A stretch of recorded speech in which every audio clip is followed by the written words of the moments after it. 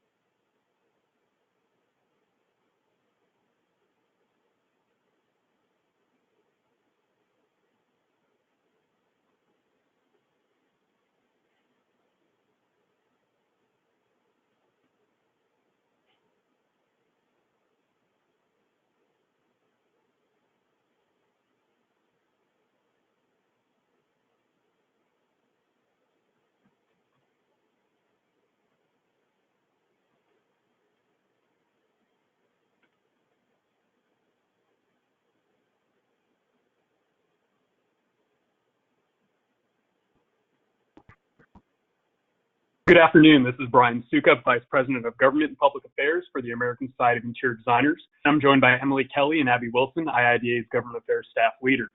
Welcome to the fifth of six installments in a series of jointly hosted ASID and IIDA advocacy trainings.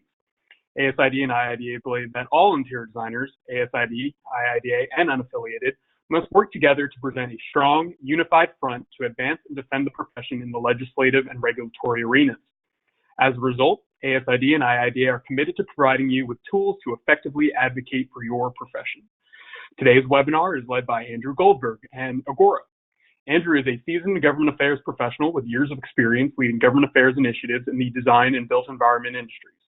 Finally, this is an important reminder that participants will be eligible for continuing education credit from IDCEC. This course is not eligible for HSW credit. All lines are muted, but if you have questions, please use the question box function, and we will try to answer as many questions as possible at the end of the program. Without further delay, IIDA and ASID would like to welcome Andrew Goldberg. Andrew? Great. Thank you so much, Brian and Emily and Abby, and good afternoon, everybody. Glad to be here. Thank you for joining us on this webinar. Now, in our first webinar back in February, we talked about advocacy, what it is, why it's important to be an advocate for your profession, and the different roles that lobbyists and grassroots advocates play. In our next webinar, we got into some more detail, delving into how to build effective and lasting relationships with policymakers. In our third webinar last summer, we talked about how you can become a terrific advocate for your profession, how to conduct a successful meeting with your legislators, and how to make sure the message that you are conveying is as effective as can be. And in our fourth webinar earlier this fall, we discussed how all these pieces come together to form a successful advocacy campaign. Now today, we're going to talk a little more about how to use various kinds of activities and ways to engage with policymakers to build relationships and increase your ability and the ability of the profession to become more successful at advocacy. Now, to begin, before I say anything else, I want to dispel a common misperception. It's one that I heard a lot from our state and local chapters when I worked for the American Institute of Architects, namely that the only way to really engage with lawmakers or candidates for office was by organizing some kind of big event, like a Hill Day or a big site visit or something. Now, those kinds of events are certainly very effective, and I'll talk about how to put those on during this webinar. But it's important to remember this: even the most simple activity can be very effective at building relationships with policymakers. Just taking a few interior designers to go to a town hall meeting or to a constituent coffee is very effective. Getting a handful of members to take part in a campaign activity with a candidate who champions your issues can make a big difference. Don't think that, well, if you can't organize a whole Hill Day or something big, well, then you shouldn't do anything. There's a whole range of activities from really very simple and very easy to the more involved that can help you and your fellow interior designers become a better advocate. And so I'm going to go through all of them, the whole range of those kinds of issues. Now, to go back a little bit, why do we do this? Why is it important to build relationships with legislators? We talked about this in one of the previous webinars, but I want to talk about it some more. Some people think, well, if we have good ideas, good policy ideas, and that should be enough to go in and ask our state legislators or local or federal lawmakers to take our side. And certainly getting good policy enacted requires having good ideas. But there are a lot of good ideas out there, and legislators have a finite bandwidth to hear them all. At the state level, state legislators are going to see hundreds of bills come through each session. There are thousands of bills that come before Congress. Policymakers are being bombarded all the time by different policy ideas. Not only that, but what you might think is a really good policy idea, somebody else might not think is. And they're going to be spending time, your opponents are going to be spending effort to get to know those legislators to make the case why they should oppose your position. And so you want to be there engaged, talking about why your views matter. But the most important reason why you want to build relationships is that effective advocacy requires trust. That's the way that these legislators, policymakers, can assess which policy ideas to support and which to oppose. When they trust that a person coming in or a profession coming in or an organization, that group has good ideas, makes good arguments, uses facts to make their case, and is sincere in looking out for the public good, legislators are more likely to trust them and the information they provide. Now, how do you build that trust? Well, it takes time. It takes building a relationship. If a complete stranger came up to you and said, trust me, you probably wouldn't. But building relationships, finding those opportunities to meet with legislators, engage with them, educate them, understand where they're coming from, as well as what you're asking for, builds that kind of relationship. Now, today we're going to talk about really two different kinds of activities that are both very important in different settings. The first is what I'm going to call legislative activities, ways to engage your legislators in the policy area. And these are activities where your target audience is a lawmaker, somebody who is in office, working on issues, and your goal is you want to meet them and educate them on the importance of interior designers and ask for their support on your positions on key issues. In some cases, maybe ask for their support on a specific piece of legislation. And these are the kinds of activities that are protected by the First Amendment to the Constitution, the right to redress government, petition government for a redress of grievances. That's in the First Amendment. Your ability to engage with legislators and talk about the issues that you care about. And it can happen pretty much anywhere at any time. The other kind of event, activity we're going to talk about are political activities. And these are where your target audience is a candidate for office, somebody who's running a campaign for office. And your goal there could be to educate them a bit, but it could also be to show support for them if it's somebody who you think will be a good champion, who listens, who is going to work hard. Because these events are political, there are some limitations that you don't have on legislative events. For example, you can't do these activities inside a government building. You can't deliver a check to somebody inside a government building. And you really shouldn't discuss specific legislation. Now, there are times when a lawmaker and a candidate are the same person. In the case of an incumbent, somebody's already in office who's running for re-election. And that can make it seem a little weird sometimes. You could be meeting with Delegate Smith on one day in his Capitol office to talk about a bill, and then you might see him the next day at a political event, and you can't talk about the legislation. And it can be a little weird sometimes, but it's important to note the distinction between what is a pure policy, legislative kind of event and a political event. And let me again offer a very clear disclaimer. When you get involved in political activities, you never want to condition your engagement, your support on the passage or blocking of specific legislation. And that certainly is true in the case of donations. Giving a candidate a campaign contribution on the express condition that they vote a certain way is not only a bad idea, it's actually against the law. So let's talk about legislative activities. These are activities where your target audience is a legislator in office. You're trying to get them to support your positions. really these events could be categorized in two ways. Events that happen at the Capitol, where lawmakers go when legislature is in session to have committee hearings and vote on legislation. And then those that are back in the district when the legislator is back home, when the legislature is out of session. What are the opportunities to engage with a legislator when they're back in the district? The benefit of talking to your legislators when they're back home is they usually have more time to talk and engage. When they're in session in the Capitol, they're running around from meeting to meeting and voting and hearings and everything else, and things get a little more hectic. When they're back in the district, it's usually a little more relaxed.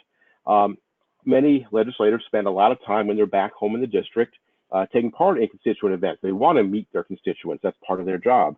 And so they are doing events like town halls and constituent coffees and other kinds of events like that. And it's a really good opportunity to try to take advantage of those. The easiest way to find out what a legislator is doing or where they're going to be when they're back in the district is really to look at a couple of things. You can look at their webpage and find out, do they have certain events? Do they have a town hall meeting coming up? They may put stuff on the web, on social media rather. If you look at the example on the screen, that's a assembly member from California who posted on Facebook. He's going to be having some various community events at various restaurants. A good tip is, if you want to be more active in advocacy, is make sure you're following your legislators on Facebook and Twitter and so on, so you can find out. If you're not sure where they're going to be, you can also call their office and actually ask them, where is there an opportunity to meet with a legislator? Is he going to do any kind of constituent event? And they'll, if he or she is, they'll tell you. I'll also add, at the federal level, there's a website called townhallproject.com, which gathers and collects all the various town halls that members of Congress, or the House, and the Senate take part in. It doesn't include state level legislators, but it does include federal if you're looking to actually meet with your federal, your member of Congress or one of your senators. Now, if there aren't any opportunities to meet with your legislator, and if there are no events that they're holding, well, then you can take on a little more initiative, and you can actually go and schedule a meeting. You can get together a group of interior designers to visit a legislator in their office.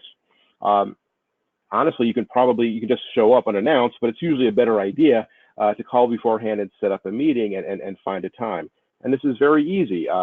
Getting a group of interior designers together and say, hey, we have a meeting with delegate so-and-so on Thursday at 4:30, please join us, is a good way to get people involved. It doesn't take a whole lot of work.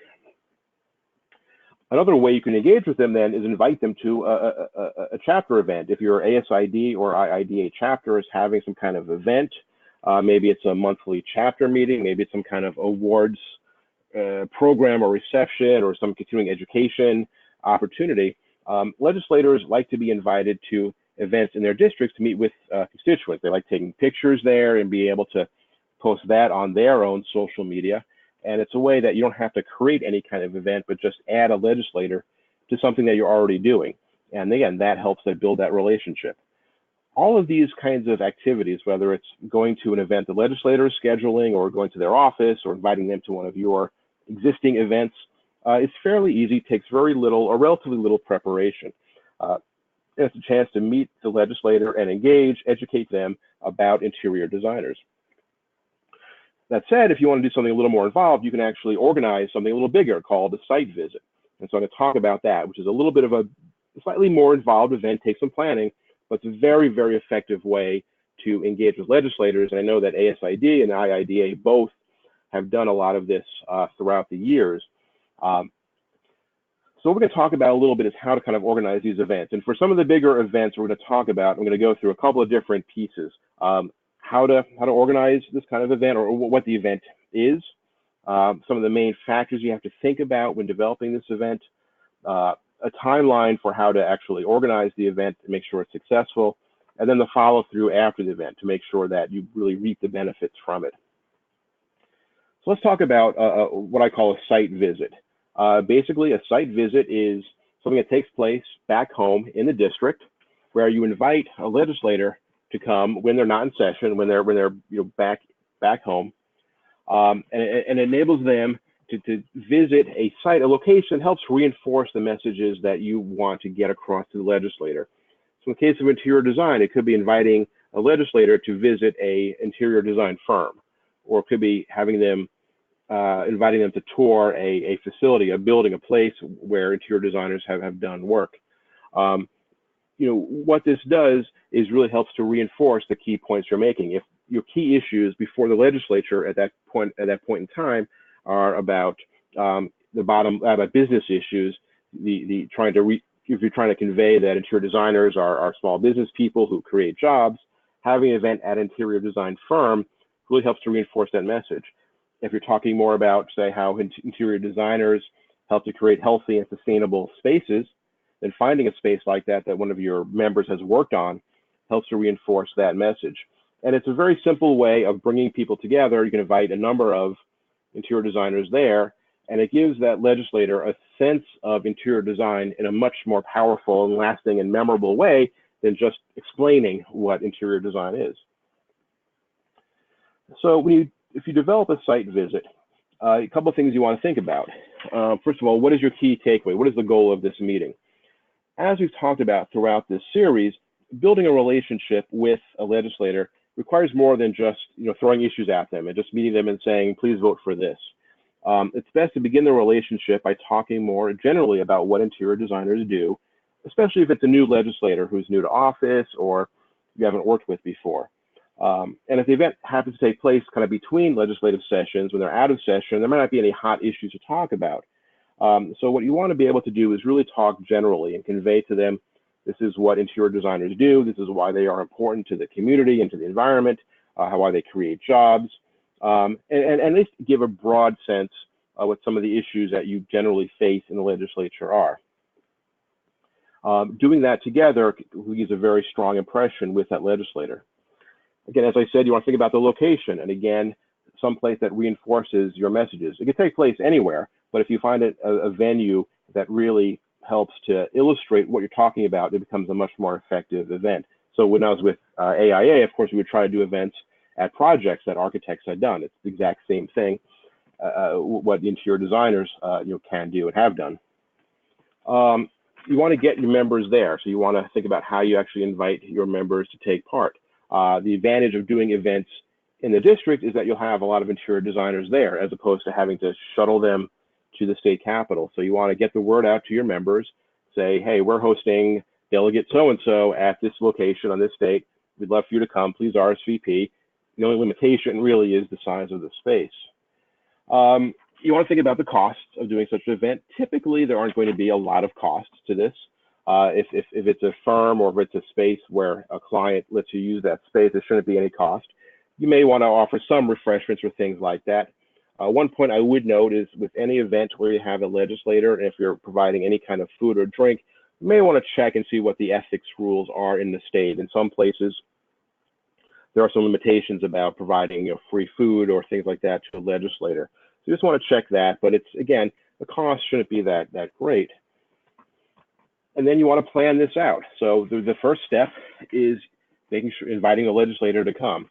There's no right or wrong way to do this or right time frame, but usually give yourself 2 months or so to actually plan this out. You want to invite the legislator and let their schedule perhaps drive that a little bit, because they're pretty busy. You want to get the location. You want to let your members know about it. A month out or so, you want to think about how the event will go. Generally, these are fairly informal events. This is not a long list of presentations. Normally, the host of the event will introduce the legislator. The legislator will make a few remarks, and then you open it up for questions and answers. If it makes sense that if it's a larger facility or a firm and you want to do a tour of it, you can do that either before or after. But think about what it will look like. You want to be able to share with your members who are coming some of the issue briefs or some information about the various issues that the association, the profession have. So that if they do ask questions, hopefully they can drive those questions towards some of your big issues. But letting your members know kind of what the issues are is really important. If you're going to have any kind of food, you want to order that. If if you are comfortable with it, and if the legislator is comfortable with it, you can invite local press there. Again, most legislators normally like to have some media coverage of what they do, and so having somebody from a local paper there is a really good way to actually kind of build some more publicity around that. And then a week out or so, you want to reconfirm with the legislator, make sure their schedule is still on target, and that's really it. That's how you develop that site visit as a chance to really educate the member. Last but not least, at the end of that, you want to do some follow-up. You want to send a thank you to the legislator for coming, using that thank you as a chance to reiterate maybe some of the broad issues you talked about, and also say you want to continue the relationship. You want to send a thank you to the people who came, the interior designers. You could use that as an opportunity to remind them about other advocacy activities that are happening. At the same time, if there are action alerts or other kinds of events that the chapter is doing. Remember, you want to take photos. You can post them on social media. It's said today that if it's not on Facebook, it never happened. So it's a good idea to get stuff out on social media. Certainly, you can, if you're on Twitter, for example, or any of them, you're tagging the legislator to thank them for coming is a nice piece. So they'll share that or retweet that. And last but not least, you want to then evaluate and refine, like any event, like any activity. As soon as you can, you want to actually kind of go and figure out, okay, what worked well, what didn't work, what can we do a little bit differently next time, so that you can do this again and you can constantly make it better. And that really is how you develop a site visit. Again, very simple. I now want to talk about kind of the sort of the last or the biggest kind of activity you can do from a legislative standpoint to really engage with members, which is a lot bigger, a lot more involved. It's something that really a state chapter would have to organize, but it's something that, while it is bigger, is also very effective, and that is a legislative Hill Day.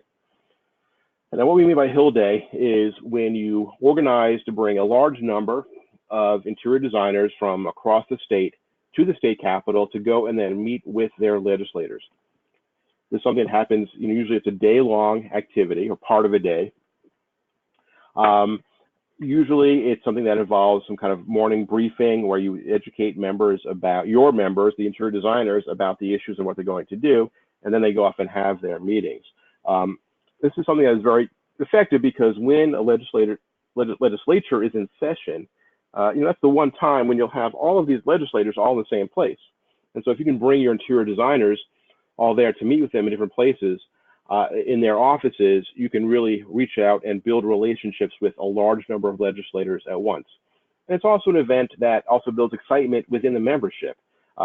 Having done this with AIA and some other organizations in the past, it's very exciting and very inspiring and motivating for volunteer advocates to come to the state capitol or the U.S. Capitol and running all around the halls and with other fellow professionals talking to members of Congress. It really gets people very amped up about advocacy. And so it's a very effective way to both build a relationship, but also build some of that excitement within the membership. Now, again, these events are a little more complicated, so you have to think through a number of factors. First of all, of course, is timing. By nature, it has to happen when the legislature is in session. That's when they're all there. Generally speaking, there are different points of view about when to hold it. Some people say it's better to hold that in the beginning of the session when issues are still being developed. Some prefer to do it later on as they're getting towards the end of session and they're voting. Personally, I think doing it earlier is better because you can be part of those early discussions early on and ideally get in before your opponents get in. That said, you have to think about other factors, including weather. Most state legislatures begin sessions in January. If you're in a northern state, you may want to think about that because bad weather could impact the ability of folks to get there. The issues, you have to think about what issues you're going to take up there to the Hill. Normally, you want to have everybody talking for the most part about the same issues, getting out a consistent message, but thinking about what are the hot issues happening at that time in the legislature, and thinking about what for your state chapter are the top concerns you have in that session, but making sure that you have a clear sense for everybody, your members, as well as legislators, of what you're talking about is very important. Outreach, how do you then encourage your members or get members to actually take part in this and come to the Capitol? And think about, is it open to all members or certain select ones? It depends a lot on some of the next questions about costs and so on. But you can also be strategic. Let's say that there's a certain lawmaker that you really want to get into. Let's say it's the chair of a very important committee. You may want to make extra effort to try to invite interior designers from their district to come to get that meeting, because they are more important perhaps than another member. You also want to think about are you going to have your lobbyist, if you're a state lobbyist, or other staff, if you have staff, or others accompanying members on each visit. So you have to think about all these pieces together to order to craft that together. And the ASID and IDA staff in Washington, Chicago, the professionals who are on this call can help you a lot with some of those kinds of questions. Costs, you have to think about any kind of financial matter. A big question is who's paying for members to come to the Capitol. Are they going to pay their way? Are you going to help subsidize it? Obviously, if you pay for it, you'll get more people if it's a free trip, but it costs more. In addition, think about also how big a trip is it. Doing a Hill Day in California, where people may have to come from hours away to get to Sacramento, is different than doing it, say, in Rhode Island, where people can probably drive to the Capitol from any part of the state. So you want to think about how long this event is. Are you talking about hotels? Again, it could become more involved, so you want to think about those kinds of issues. Also, you want to think about scheduling. The whole idea of this Hill Day is that your members, your advocates, are going to go out and have meetings with all the different members of the legislature at different times. You have to think about who's going to schedule that. Will the interior designers themselves schedule the meetings, or will somebody kind of centrally be in charge of all of that scheduling? Doing it centrally, of course, make sure it gets done and that you can track who you're meeting with and who you aren't, but it's a pretty big task. But these are all things you can think about in terms of how big you organize this event. Generally, as with site visits, there's no real hard rule of thumb about how much organization it takes. Certainly, I would say no less than 3 months out, you want to be thinking about this. Setting a date, making sure it's when the legislature is in session, letting your members know about it, letting other interior designers know about it, and having a method they could then respond and say they want to be part of it.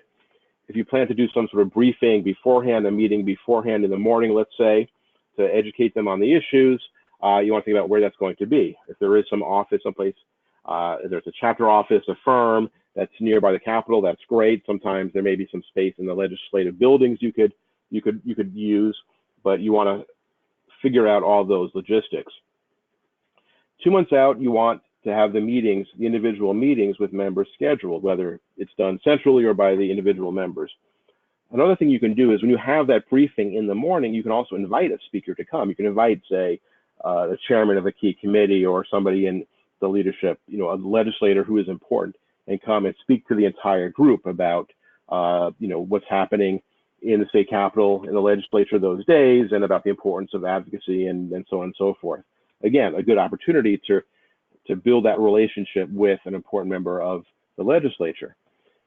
A month out, you want to start finalizing some of the materials. And I don't go into a lot of detail here, but just quickly, for most of these Hill days, you want to have really 2 documents for each issue you bring up. You want to have an issue brief, which is something that usually one pager you leave with the legislator that says, here's our issue, here's why we take this position, here's the position we support, and then a set of talking points for the interior designers that they can then refer to as they have these meetings.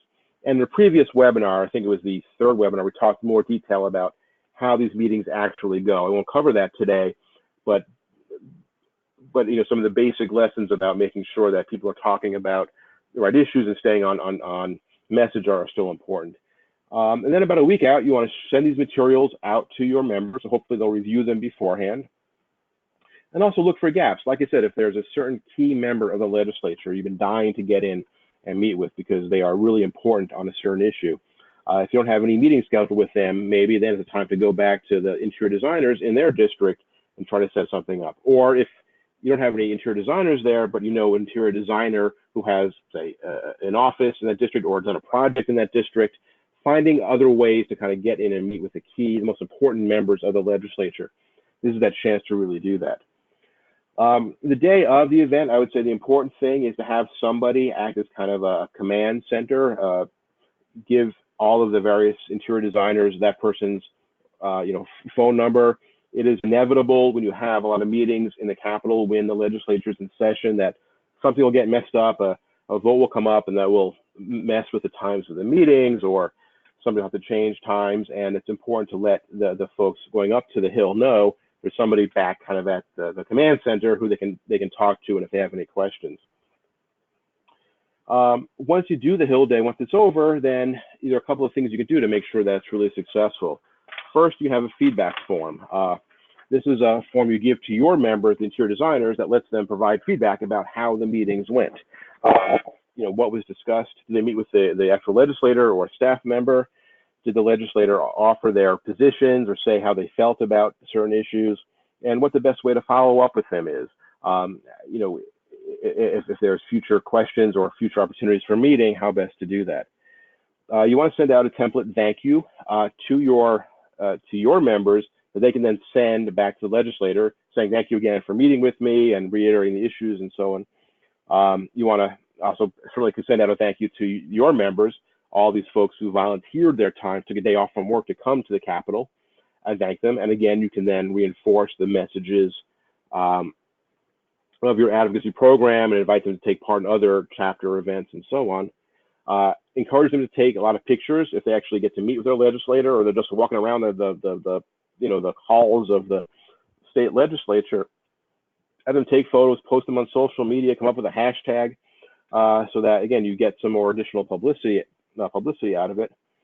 And again, right afterwards, evaluate it, see what worked, what didn't work, and refine it. This is something that is, as I said, it's a little more complicated than a lot of other activities.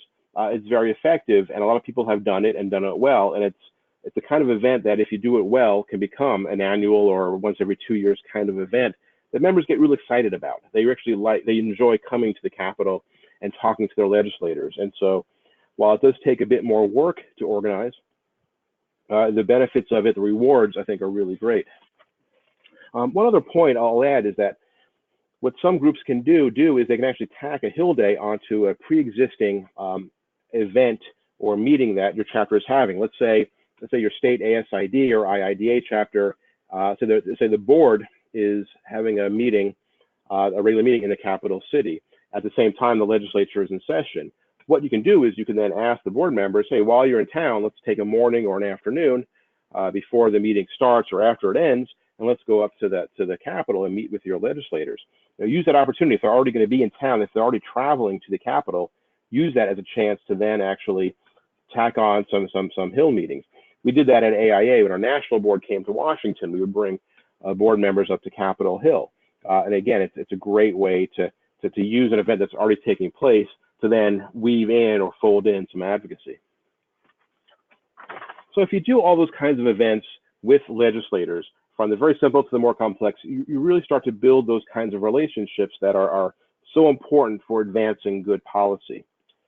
And now I want to talk about political events. As I said in the beginning, there were legislative and there were political events. And I want to talk more about sort of campaign-related kinds of activities that, in the very same way, help you to build relationships with people who either are lawmakers or will become lawmakers if they win election. And really, broadly speaking, there are two kinds of activities. The first are educating. It's where you're using the campaign as a chance to educate the candidates about interior design, so that when or if they get into office, they'll come in already knowing a bit about the profession, and you're already building that relationship. The second kind is actually supporting. If there is a candidate, whether it's an incumbent who has a great track record, or a challenger, a new candidate who you feel is somebody who can really understand and be committed to the broad principles of interior design and be a hard worker and work with you, there are ways that you can gather interior designers together and help actually support their campaign. And they remember that, especially at the local level and the state level. If you help out a candidate, particularly on their first race for office, they remember that and they appreciate that very much. And so that's a very effective way of building those kinds of relationships. So again, talking about kind of some of the simple activities and moving our way up to a little more involved, there are a couple of different ways you can do that. Looking for opportunities to engage with the candidates, to educate them. There are plenty of opportunities in the district. Remember that candidates are going to spend much or most of their time on the campaign trail wanting to meet with constituents or meet with voters. So finding those opportunities, things like candidate forums. On the slide, there's a candidate forum that took place at an organization in Queens, New York did for New York State candidates. There are plenty of these kinds of activities where you can then go and you can go yourself and engage with the candidates, or more importantly, you can invite a bunch of interior designers together and say, hey, we're going to go together to this candidate forum so that we can really show our presence and show that we are paying attention, we are interested, and we want to use our strength in numbers to really help the candidates see that we're important. So to find out what events are going on, go to their webpage, go to social media, call the campaign office and find out, are there any candidate forums or other kinds of events where the candidates are going to be. As I said, that's a really easy and a very important way to start to build relationships very early with candidates, people who will become or might become lawmakers down the line. Now, let's say you want to get to the next step and there's a candidate who you really support or you think that interior designers should support. Again, not because they support a certain bill, but just because you think there's somebody who will listen and who's engaging, who supports sustainability and healthy spaces and small business and those kinds of issues. What can you do? How can you actually get involved in the campaign? Every political campaign is looking for volunteers, people who will work on phone banks, people who will stuff envelopes, go door to door with campaign literature, especially on the weekends in October as you get closer to the election. They are always on the lookout for help. So what you can do very simply is find out for the campaign, where's there an opportunity to help out. You can then organize a group of interior designers. You can say, okay, a bunch of us, are going to meet at the candidate's office at 10 a.m. on Saturday and do some, walk door to door, or meet at, somebody's house and we'll go together to the campaign office and do phone banking. I will tell you that a candidate will remember that. If a group of interior designers come in together and say, we're here to help out, they'll remember that when they win election and get to office, and they will appreciate that, and they will have already then the beginning of a relationship even before they get into office. Now, last but not least, you can organize a fundraising event. This is, again, more involved, but it's a very powerful, very effective way to build a relationship with a candidate for office. Now, let's talk a little bit about money in politics. As we all know, there's a lot of money in the political system, and the reality is that candidates need money to pay campaign staff and send out mailers and so on. And campaigns are expensive. These are the average cost of campaigns in the 2018 election cycle. And obviously for federal office, it was a lot, but even state legislators had to raise on average $200,000 in order to run for office. And so campaigns are expensive. And yes, candidates do need to raise money, but there are a number of ways in which you can help using the fundraising process to, again, show support for candidates you care about and help the profession build up its influence. First and foremost, of course, you can make a donation. Pretty much anyone, if you're a citizen, can make a donation to a candidate. And that's a very good way to actually show support, especially at the state or local level where there may be fewer donors. Being able to give a donation and then meet the candidate and talk to them, they remember that and they appreciate that. Now, your donation alone is not going to make a difference between them winning or losing, because campaigns do cost more money than what you are legally allowed to give. But it's a way of showing support. And you don't have to give the maximum. You're not talking about thousands of dollars. Even smaller amounts can actually help you engage with a candidate and show that you support them. Even though you can only give a certain amount, you can also get others to donate. If you were to ask a bunch of your friends or colleagues or other interior designers also, hey, we'd love for you to donate to this candidate because they're really a good person and will be a really good lawmaker. That's another way you can show support. Many campaigns ask, when people donate money, they'll ask them, they said, well, who asked you to donate, or who requested the donation, or how did you hear about this, or so on. And if they say it was you, well, then they remember that and they appreciate the fact that you helped to get money from other people. And then last but not least, at a higher level, there are political action committees. just talk briefly about that. PACs are a way in which a group of people who have a common interest, such as a profession or an issue, can pool their donations together, and then the PAC can make donations to candidates within certain limitations. And this, of course, is something that happens a lot of organizations. Companies even have political action committees, and it's a way of, again, pooling together a lot of smaller donations to make a bigger donation to a candidate. In all these cases, there are limitations on how much money you can donate. They're in the law. It's very important to follow the law. But as I said, the key to it is remembering that giving a donation helps to show a candidate that you support them and you are invested in their success. And one way to do that then is to have an event, a fundraising event. This is an event essentially where you show you're supporting a candidate's campaign by delivering one or more campaign donations to the candidate, and then giving a chance to say, hey, we support you and here's some money to help you with your campaign. A couple of things about this: it can't be held inside a government office. You can't do any kind of campaign work in a government office. As I said, there are certain legal limitations on how much, not only how much money you can spend, but how it's organized, who pays for it. If you do a fundraising event, you always want to seek legal advice. Yes, I put that in red because that's important. Every state has different campaign finance laws, and it's always good to have somebody, a counsel, a lawyer, to make sure that what you're doing is right. I don't want to scare anybody. If you have a good attorney, they will easily make sure you stay within the law, but you want to make sure you do that. So if you want to hold a fundraising, let's say you want to hold an event for a candidate. It could be at your house, it could be at an office, it could be at a firm. What are some of the things you want to think about? One, again, is location. Like I said, it could be pretty much anywhere that's a private location. It can't be in a government building, of course. But ideally, you want to be, again, as with a site visit, someplace that ideally reinforces some of the messages of interior design. So doing it at an interior designer's firm or doing it at a project that was successful. Part of the reason of doing this is not just to give the donation, but also to build that relationship and educate the candidate about interior designers. So that's one thing about. Timing is, of course, very important. Many states, I'm not sure if it's most, but many states forbid candidates from taking certain kinds of donations when the legislature is in session, especially for PACs. And so you want to make sure that when you do an event, it is at a time that it makes sense.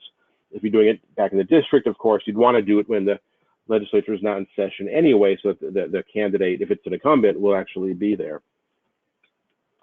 In terms of the content, what actually goes on at these kinds of events? As I said, you can't talk about specific legislation. You can't say we're giving you this check because we know that you're going to vote for us on this issue. That is illegal and a very bad idea.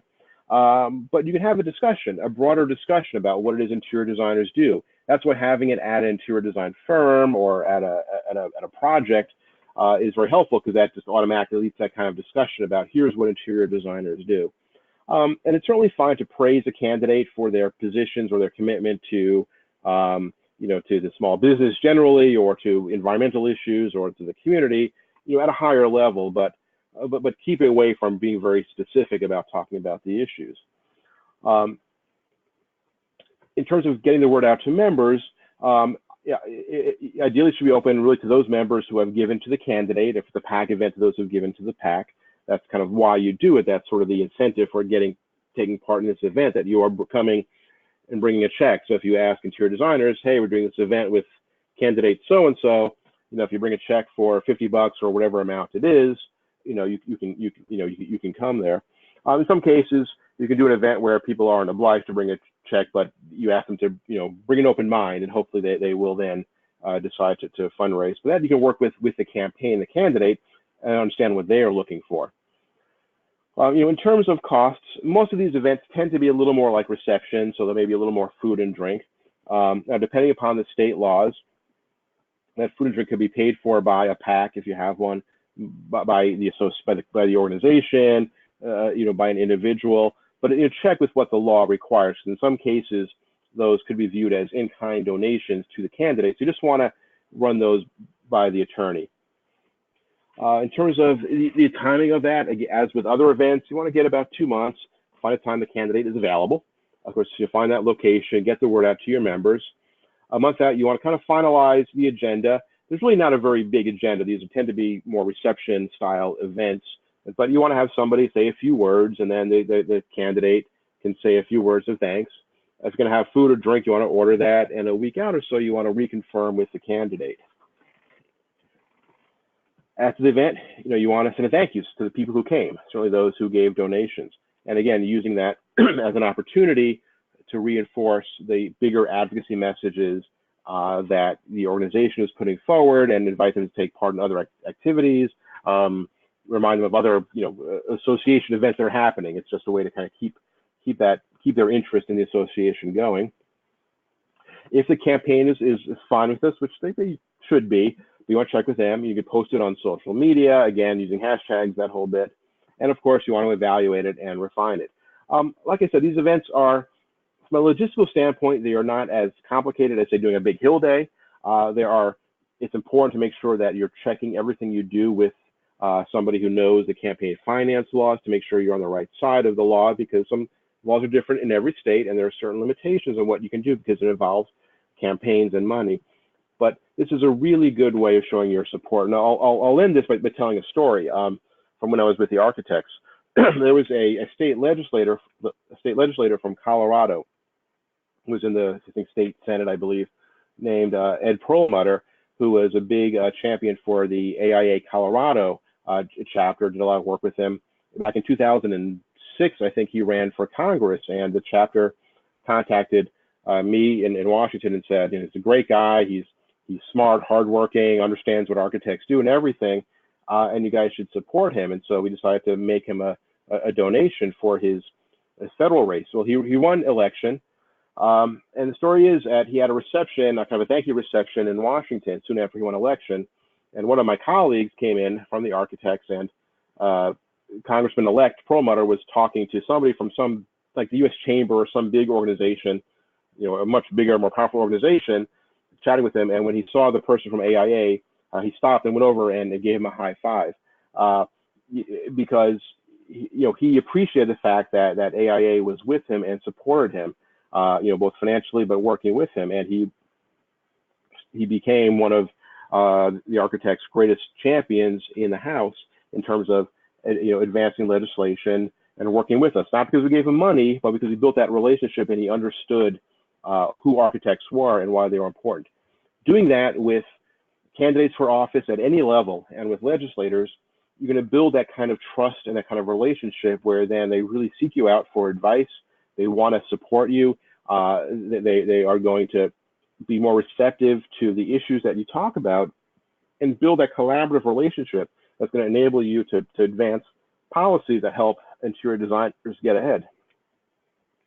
So to sum up really quickly, again, these are all activities that help build strong relationships. It's opportunities to get interior designers and policymakers or candidates together in the same room to just get to know each other and build that trust that helps lead towards good advocacy success. Again, activities don't have to be elaborate. Simple opportunities to engage with lawmakers or candidates makes a difference. There's an old saying, somebody said 99% of life is just showing up. In some cases, that is true. It's just being there in the room, showing you are part of the process, you're engaged, and getting a group of interior designers together to do that goes a long way. Organizing Hill Days and site visits, they're more elaborate, but they are certainly big ways to ensure that your advocacy messages get out and that you get more interior designers active and engaged and enthusiastic about taking part in advocacy. Political events, campaign kind of events, help you build relationships with candidates and incumbents. And in the case of new candidates, people who haven't been in office before, it's a really great way to build that relationship and get to know them early in the process, so they become, champions and collaborators with you for a long period of time. Remember always to follow the laws, particularly on campaign events. Finding an attorney who knows the laws is not difficult. It's important to do that. If it costs some money to hire somebody, that's well worth the investment. But it's important to just stay on the right side of those laws. And don't forget, after each event, do some follow-up, reflect upon what worked, what didn't, and also make sure that you're continuing to follow up with the legislator.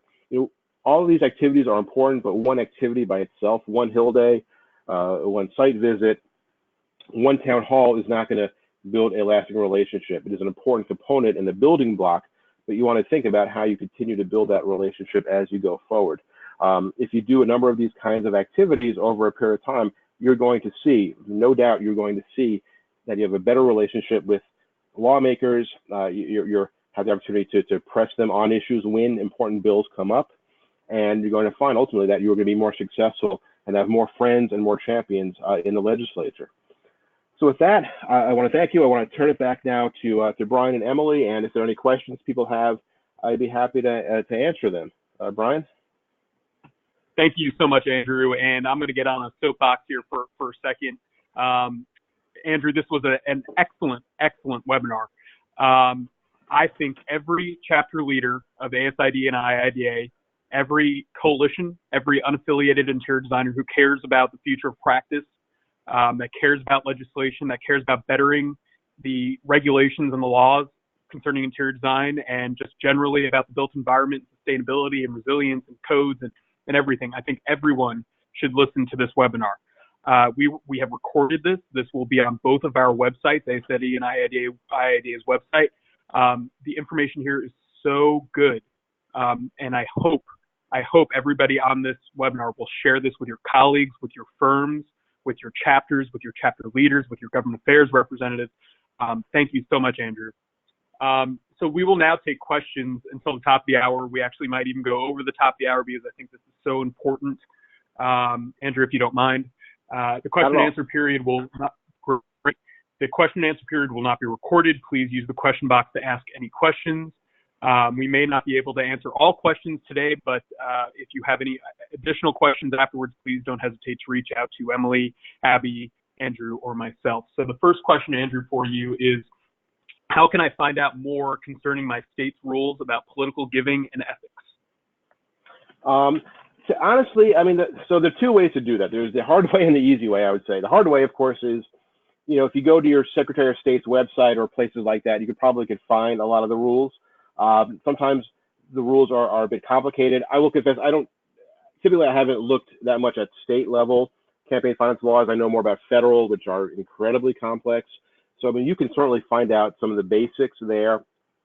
Honestly, I mean, the best way, the most effective way is to find, an attorney or someone who can really provide it for you. There are plenty of attorneys in every, probably state capitals and certainly in DC, who are experts on, campaign finance laws in every state, PAC laws, and so on. What I always found is having a good attorney is sometimes they'll catch things that you don't necessarily think of. And when you have somebody like that, you can then run everything by them and say, this is what we plan to do, this is what we plan to say, everything else, this is what our invitation looks like, any problem here. And there are plenty of attorneys and stuff who will know, exactly what to look out for and things like that. And again, I don't want to scare people. I don't want to make it sound like you're one step from going to jail. That's not the case. But I think it is really important just to make sure that everything is on the up and up, to be able to have somebody you can turn to kind of provide that advice. That's what I would say. And I don't know if you want to, go ahead. This is Emily. I was just going to jump in and add, I would say too, in places where you have a contract lobbyist in place on the state level, so whether the chapter has it in place or the headquarters have it in place or the coalition has it in place, I would utilize that person too as a resource in helping you find out what those laws are. They may not know it like the back of their hand per se, but they are usually able to help guide you where to find it or where to get more details. So that would be another suggestion too. Great, thank you. We received another question really quick. How do I review the presentation? Again, this has been recorded. It will be on the ASID and IIDA website. If you would like the individual slides to share with your chapter, we can certainly do that. Please contact Emily or myself. Our contact information is on the website. Our second question, Andrew, is as a chapter president, how can I rally members to attend in-district events? So what I would say to that, it's a very good question, is how do you get members actually there? To me, I think, there's a principle in organizing, political organizing and so on, that says go where they are, which means that you want to if you want to get people motivated to take part in an activity, talk to them about things that they care about. So if you have if members in your state or district or area are really worried about, let's say, possibilities of licensure law changes, for example, really impress upon them to say, this is a chance to talk to a key member of the legislature who's going to be voting on this. If you have members who are very passionate about, say, the environment and sustainability and making sure that, their projects are using healthy materials and things like that, talk about that. What I found, at least at AI and other places, that for people who are not necessarily interested in advocacy, if they're political junkies and they're active, then they're going to show up. But if you want to get more people who are maybe not as into politics, thinking about the message is not you should be an advocate because it's important. That's not going to resonate. But talk about, hey, if you care about the profession, if you want to find opportunities to help grow your business, if you want to see our community be a more sustainable, a more healthy place, look, this is what the legislature is doing on it. You have a chance now to actually talk one-on-one or directly with the legislators who are impacting this. And I think focusing on kind of the policy and sort of what the impacts of policy are is a way to do that. And the other way is, recognize you're not going to get everybody there. There are people who just are not going to get it or not going to want to do that. But I think, getting that message out there is a good way to do that. The other way is, if you have members then who do come and are involved, is tell them to bring a friend. Your homework is, for the next time we do this, I want you to try to drag along somebody else, a coworker, a colleague, somebody else they know, and you try to kind of build the network that way.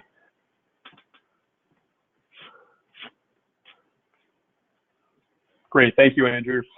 This next question, I'll take a stab at answering first, and then Emily and Andrew, please chime in. Will National help plan the events referenced in the presentation?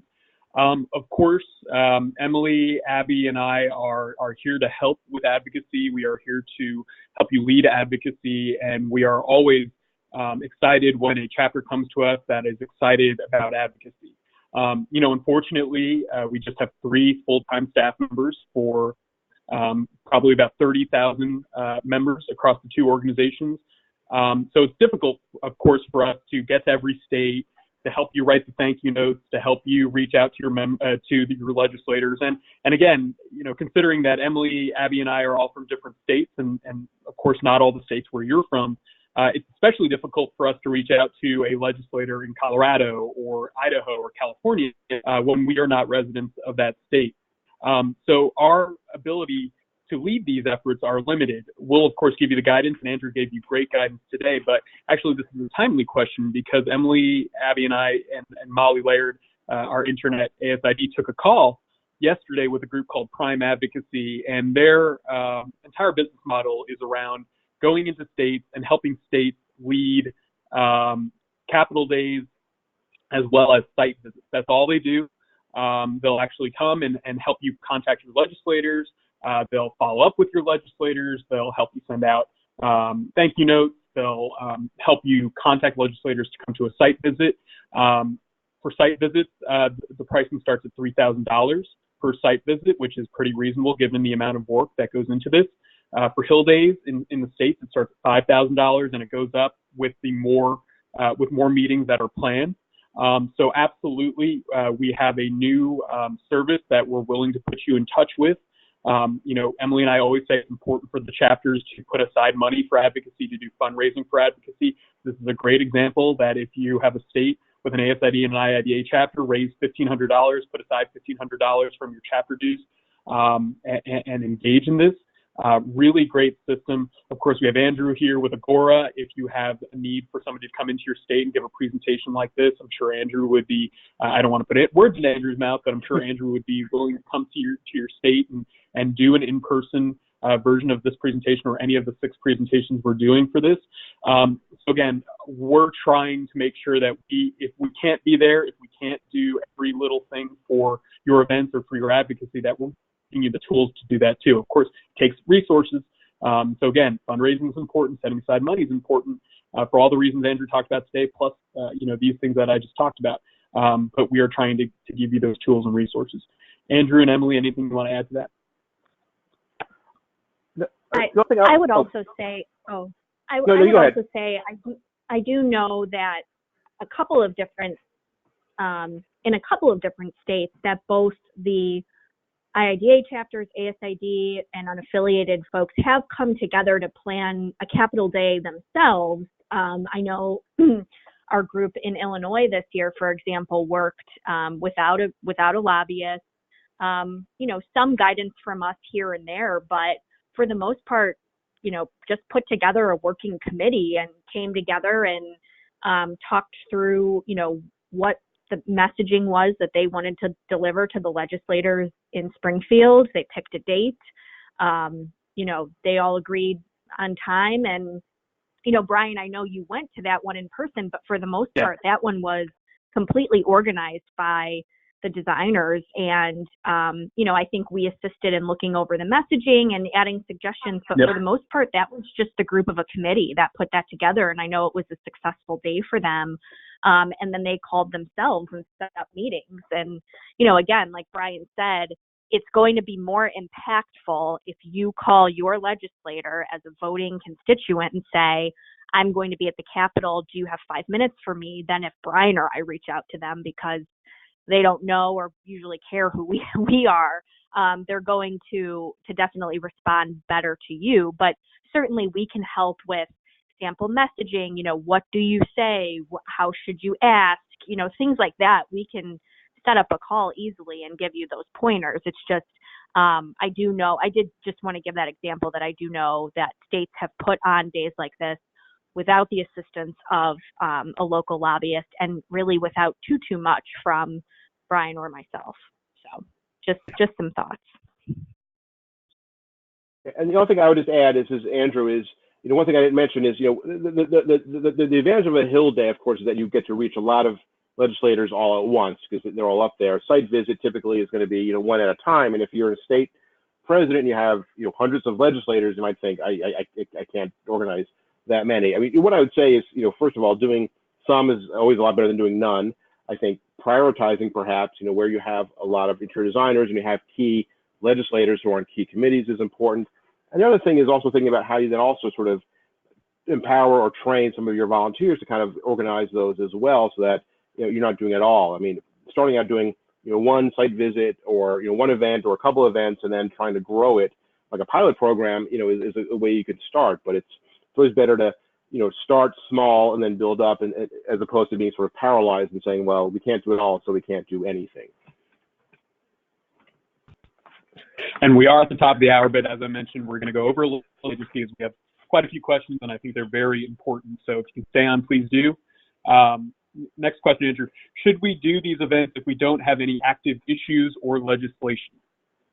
My answer is an absolute yes. As I said, the part of the strategy behind sort of the advocacy and relationship building is that you don't want to come in at the last minute and do an event and, hi, you never met us, we're interior designers, you don't know anything about us, so please vote our way. That's not going to be effective. And having the opportunity to engage with legislators, particularly when it's back in the district or a time when things aren't, hot and heavy, and educate them about who interior designers are. They probably have misperceptions about the profession, like people do about any profession, and beginning to introduce those issues in a kind of maybe a kind of a more simmering way, so that when an issue does come up, you're in a position where then all of a sudden you or a member can call up the legislator and say, hey, it's Joe.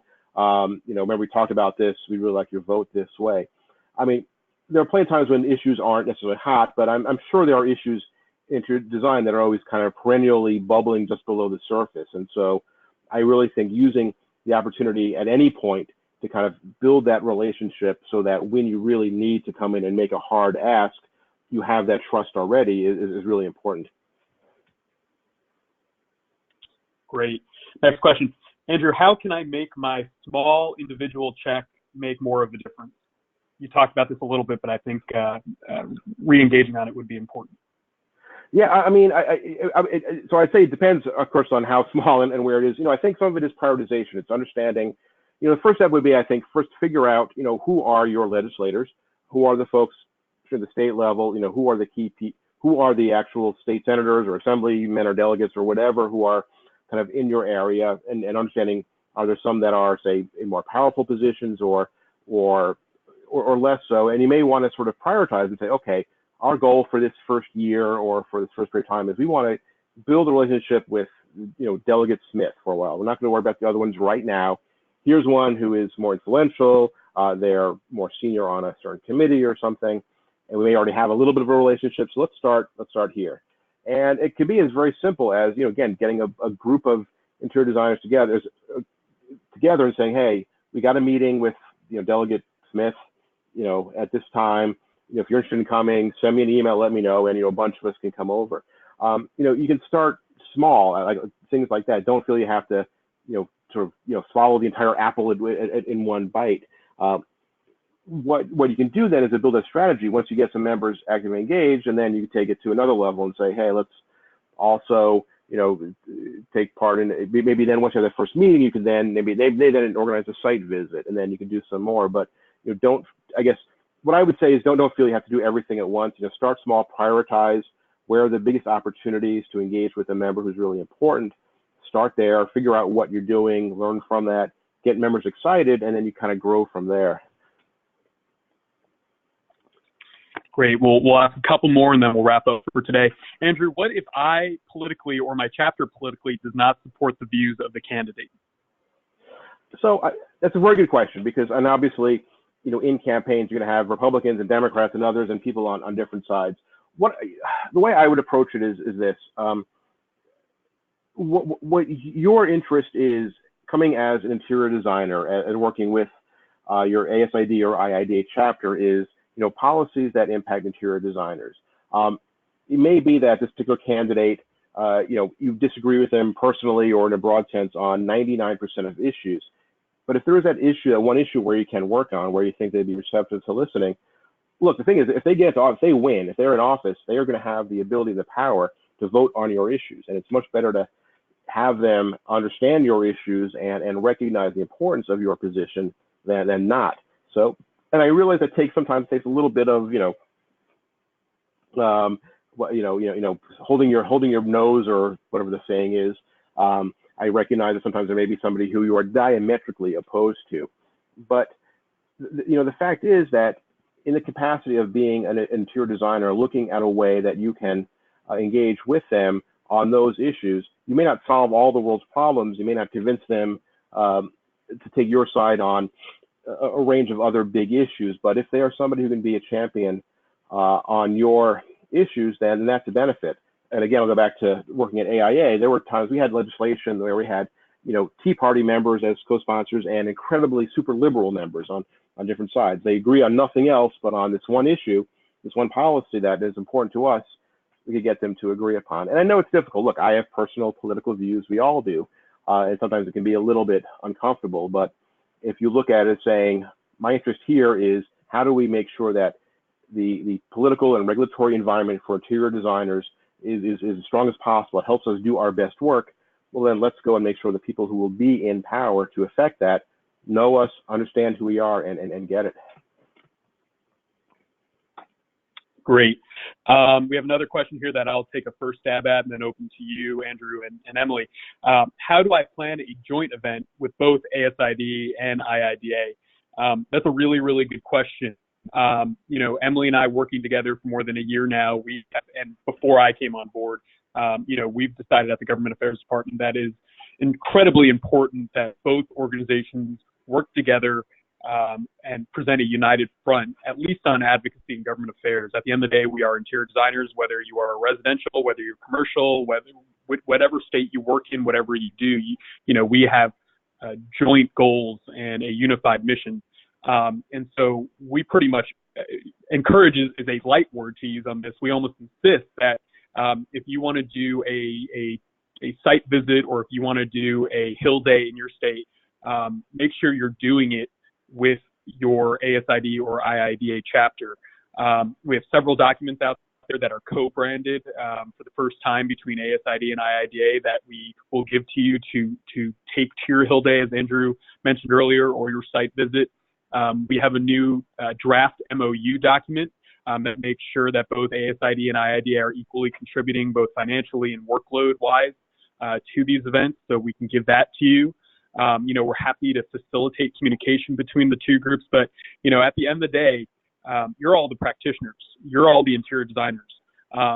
You don't have to love each other. You don't have to be best friends if you're parts of different organizations. But at the end of the day, you are the ones who are going to be working together to achieve these goals. We can't have one group going in with one group set of talking points, and then the next day another group goes in to talk to the same legislator with another group of talking points. It just creates confusion. So ASID, IIDA, unaffiliated, work together, plan these events together. It's definitely a benefit to you. Emily or Andrew, anything to add to that?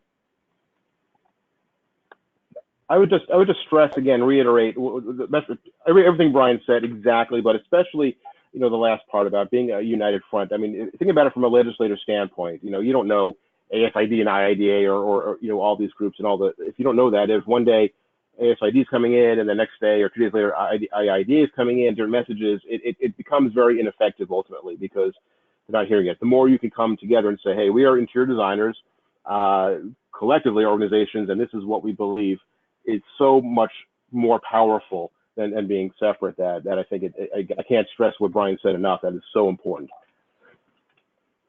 And I would just add I would add, if you're currently in a state right now where maybe there are not a lot of proactive advocacy efforts being done by either IIDA or ASID or a coalition, I think the first step is just reaching out to Brian and Abby and myself and just saying hello, introducing yourself, talking about what some of your thoughts are with this, and then perhaps from there we can organize a very high-level phone call between the headquarters and some of the chapter leadership or coalition leadership or any other designers that are interested in being involved. It's as simple as that, really. It's just a quick email or phone call to us to let us know you want to try to get something going or just a conversation started about potential future efforts. Great. Well, we are past the top of the hour, so we'll wrap things up. We do have a few more questions, but again, please contact Emily, Abby, Andrew, or myself. We're always happy to talk about these issues, talk about these events, help you plan these events.